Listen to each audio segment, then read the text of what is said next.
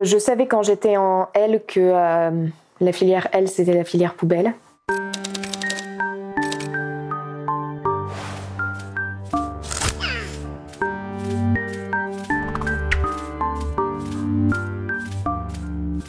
Je me souviens que j'avais rempli ma feuille d'inscription pour la L, mon choix d'orientation pour la L, je l'ai rempli vraiment dans un coin sans que ma famille le sache.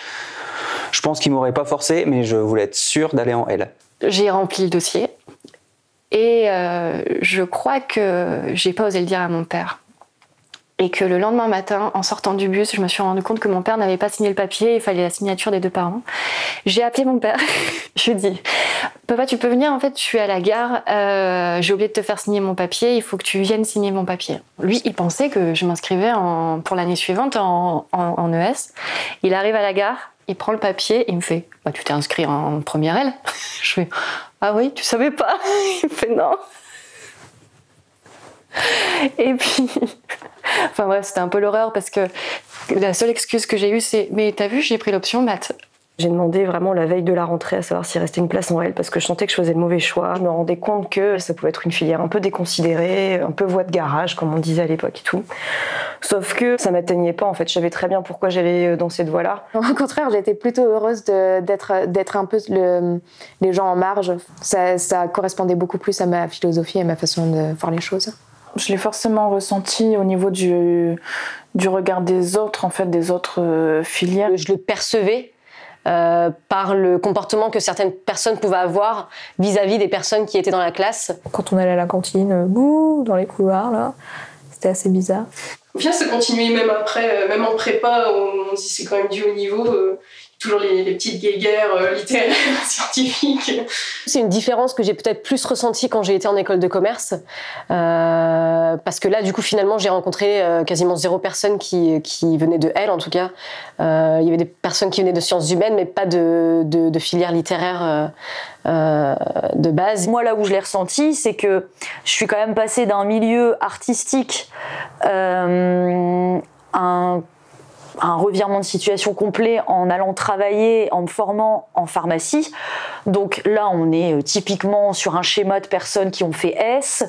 Enfin, là pour le coup, moi là, j'ai senti que c'était complètement différent et que j'avais du coup besoin de prouver 2 fois plus que j'étais bonne dans ce que je faisais parce que je partais avec un handicap, j'étais littéraire.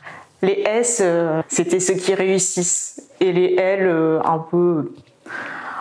les doux rêveurs. On était space, on n'était pas partie du même monde que tout le monde. On était un peu perchés dans nos chimères. Je pense pas qu'on cherchait à être particulièrement populaire, par exemple. On s'en foutait tellement des autres que je pense on passait pour des... Je sais pas, des fous, des arriérés. Et rien qu'en 3e, notre professeur principal, qui était aussi notre prof de français, avait essayé de me dissuader d'aller en L. Et clairement, son discours, c'était c'est des branleurs, va pas là-bas, fais une S. Je pense que c'est aussi le système et la société qui fait que, oui, les L, c'est les fumeurs de joint. La plupart des gens pensent que déjà c'est une voie par défaut, que c'est la voie des personnes finalement qui se cherchent ou qui n'ont pas d'ambition. Même encore maintenant, mon conjoint a fait un bac S, il en a encore le souvenir. Les L, c'est un peu les gens qui sont pas très intelligents, alors que... Enfin, moi, pour avoir fait la L, et puis qui à la base n'était pas faite pour ça me révolte d'entendre ça. Je pense qu'on n'avait pas l'air assez intelligent, parce que les maths, c'était pas notre point central, c'était pas notre soleil, on tournait pas autour des maths, c'était pas la science, la logique. C'était pas les chiffres, sachant que les chiffres après c'est ton salaire, donc le fait qu'il y ait une minorité qui choisisse cette voie et pas une majorité, c'est assez humain comme réflexion, mais de ce fait on se range à la majorité et du coup on a tendance à se méfier un peu d'une minorité. Généralement c'est des personnes qui sont un peu différents dans leur manière de percevoir la vie, dans leur manière d'être, qui sont hypersensibles, mais qui s'assument aussi. Et je pense que ça, c'est quelque chose qui peut déranger et qui peut faire peur aussi. Je pense que le fait qu'on était sans doute un peu habillés différemment, qu'on se comportait peut-être différemment, on avait des goûts un peu différents, forcément ça ça devait jouer dans le regard que portaient les autres sur nous. Bon, il est un peu excentrique, il est en L. Bon, c'est bien, qu'est-ce qu'il va faire avec ça? Il est en L, il s'amuse, il va passer le bac. Comment il aura le niveau bac? Disons qu'aller en S ou en ES, c'était peut-être un chemin un peu plus tout tracé, on va dire, qu'aller en L. Aller en L, c'était un peu plus flou. La plupart des gens pensent qu'en fait, c'est une filière qui n'est pas du tout professionnalisante. On essayait de nous missionner, qu'il fallait qu'on montre que non, on n'était pas une usine à chômeurs, qu'il fallait qu'on allait trouver du travail, qu'on allait réussir, etc. Et les 3/4, c'est quoi? C'est prof, donc l'éducation nationale, c'est des métiers artistiques, des métiers, voilà, on va voyager, on va être guide touristique, machin. Donc à part rentrer dans des grosses boîtes qui capitalisent là-dessus, ok, mais si c'est pas le cas, en fait tu rapportes pas de thunes. Les métiers qui sont liés aux sciences ont toujours été plus valorisés à la base. Les sciences sociales et les sciences humaines sont de manière générale moins considérées que les sciences dures.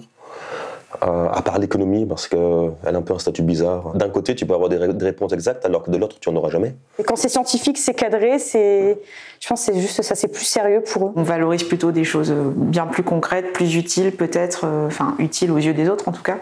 Je dirais que c'est parce que c'est finalement des matières qui peuvent être abordées sans connaissance. C'est des choses qui viennent finalement assez instinctivement. Donc c'est en ça, je pense que c'est un peu plus dévalorisé que les autres matières où on a l'impression que les personnes sont beaucoup plus dans le travail acharné. Quand on parlait du bac, on a toujours l'impression que les épreuves de L étaient toujours plus simples que les épreuves de S ou de ES.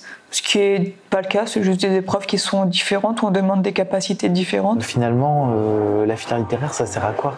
À part avoir des jeux de l'esprit, se cultiver, être dans un bouquin, finalement, se réfugier du monde.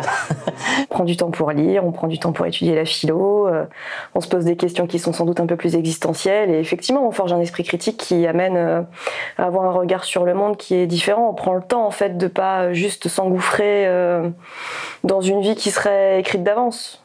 Tout ce qu'on aborde finalement, c'est la conceptualisation de choses du quotidien que tout le monde vit, sur lesquelles la plupart ne se posent pas de questions, ne voient pas l'intérêt de se poser des questions. Le programme de la L, c'est de se poser des questions à ce sujet et de savoir comment on oriente sa vie par rapport à ça. La L, en fait, ça mène une réflexion sur la vie et pas une préparation sur un métier ou une formation. On t'apprend à penser par toi-même. Et aujourd'hui, moins tu penses par toi-même, moins tu as de temps de cerveau disponible, et plus t'es un vrai petit mouton dans la société et ça arrange tout le monde. Ouais, ce que j'ai gardé de la L, c'est le goût de la lecture. J'ai découvert des livres fantastiques, la littérature parce que j'ai enseigné le français et que très souvent en fait j'ai repensé à mes cours de littérature du lycée pour plein de raisons en fait. C'est la rédaction et le travail des mots, quoi, tout simplement, et la manière de laquelle tu peux les malaxer.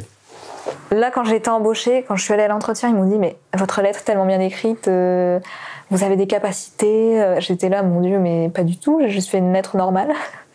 Donc oui, je pense que ça mène dans le fait qu'à l'écrit, je suis très à l'aise. Surtout qui me sert vraiment dans mon métier, je dirais que c'est sur tout tout ce qui est rédactionnel, vraiment l'habitude d'écrire, le niveau de langue en général, que ce soit en français ou dans les autres langues, que moi c'est vraiment le cœur de mon métier au final. La philosophie, ça m'a été hyper précieux. Et puis encore aujourd'hui, c'est pas une question de ça me sert dans mon travail ou pas, ça te sert dans la vie. C'est vraiment ça, apprendre à vivre en fait, comment on se démerde avec l'idée de la mort, l'amour. Pour après l'archéologie, j'étais un de ceux qui savait le mieux mettre en forme les idées, etc. Et ça, c'est vraiment à la L que je le dois, quoi. Analyser plus que ce que les mots peuvent raconter, en fait. Aller chercher au-delà des lignes. C'est ça la magie de la littérature, c'est que derrière, il y a tout un monde incroyable. Et pour le savoir, il faut quelqu'un te tendre la main et te dise « Regarde ce qu'il y a derrière, il y a un truc, découvre ce que c'est. » Et je me suis dit, quand tu fais L, et après, dans toute ta vie, finalement, tu te dis, mais il y a peut-être un second plan derrière ça, il y a un truc et tout. Et en fait, tu le trouves, je sais pas, tu le cherches sans le chercher, tu trouves plein de choses que plein de gens ne voient pas. Se poser toujours des questions sur les choix qu'on fait, pourquoi on les fait, est-ce que ça a du sens en fait. C'est un peu la quête de sens. Ça m'a apporté une espèce de curiosité sur le monde. L'ouverture d'esprit, la curiosité intellectuelle en fait. La culture, parce que j'ai gardé quand même quelques notions. Maintenant, c'est quelque chose qui est très diffus, c'est quand même une sensibilité. Une certaine sensibilité. Parce que je pense que je l'étais déjà, mais c'est ce qui ressortait dans cette ambiance, et c'est ce que je suis toujours. La prof de littérature, elle avait cette sensibilité-là, elle nous le disait bien, elle nous disait, je me souviens, elle nous disait, vous êtes des sensibles, vous, et ça, je l'ai gardé. Je pense qu'on s'est tous vus pleurer, c'était un peu notre marque de fabrique, quoi. Il y avait ce truc où on était très, très, très vite touchés par les choses. Faire attention aux autres, ça, je pense que c'est un truc que j'ai acquis en elle, en fait, de par le groupe d'amis dans lequel j'étais, et puis aussi sur les thèmes qu'on étudiait en cours, où à chaque fois c'était finalement il y avait quand même quelque chose d'assez récurrent, de dépasser l'a priori et d'aller creuser un petit peu. C'est là que j'ai rencontré Marie. Donc voilà, encore aujourd'hui je suis avec elle. C'est lors de ces 2 années littéraires que j'ai rencontré ma copine actuelle, Yolène. J'ai rencontré des amis pour la vie. Pas de circonstances en fait, même si c'est parce qu'on s'est retrouvés ensemble en L qu'on s'est rencontrés, mais au-delà de ça, on s'est vraiment rencontrés justement, on s'est vraiment trouvés. C'est un lien cosmique.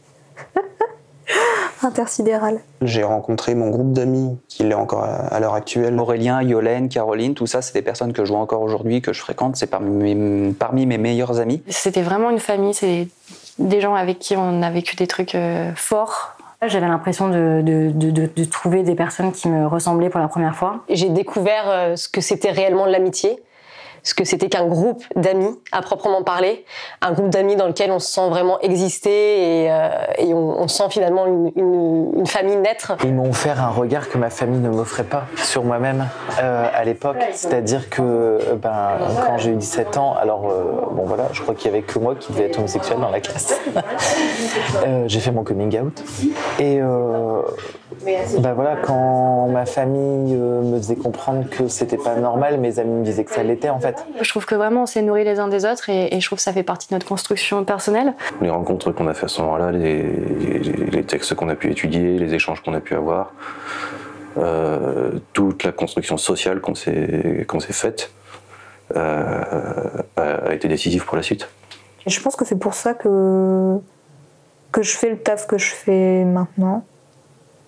Et que je m'entoure de plein de gens peut-être bizarres au premier abord, mais qui en fait ont tellement plus de choses à, me faire découvrir et apprendre sur la vie. C'est les années durant lesquelles j'ai été le plus fière d'être la personne que je suis. Et ça m'a confortée en fait dans toutes mes incertitudes, ça m'a confortée dans toutes mes différences et ça m'a permis de m'accepter aussi par la suite. C'est ça finalement qui a déterminé la personne que je suis aujourd'hui. Tout le monde partait un peu dans plein de voies différentes et n'avaient pas peur d'y aller. C'est-à-dire qu'il y en a qui sont partis faire les beaux-arts, d'autres qui sont partis faire des études en danse, d'autres dans des trucs beaucoup plus traditionnels. Mais en fait, c'était assez rigolo de voir que je peux le faire en fait. Les autres le font, pourquoi pas moi? Pourquoi j'aurais peur de le faire? Je pense que si j'avais été faire un bac ES comme ce que je devais faire au départ d'ailleurs, je pense qu'aujourd'hui je serais pas là où je suis.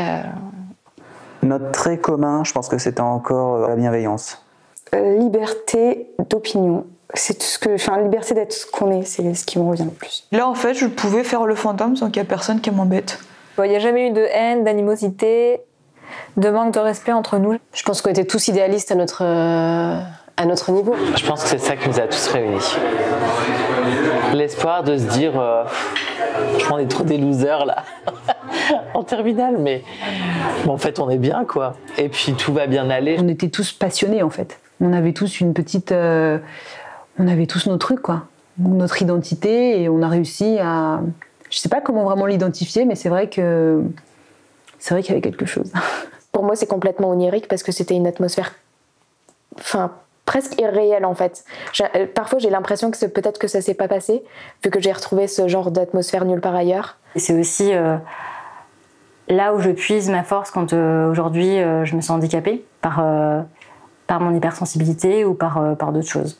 Parfois quand ça va pas, je repense à ce genre, je sais pas, c'est comme se replonger dans un bain chaud.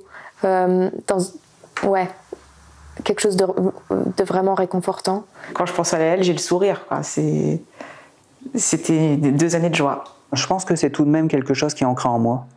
On vivait dans notre bulle et dans notre monde à nous, et je pense que c'est toujours là. On a eu la chance d'être 2 ans ensemble, et ce genre de groupe, en fait, je pense qu'une fois qu'il s'est créé, il se détruira jamais vraiment.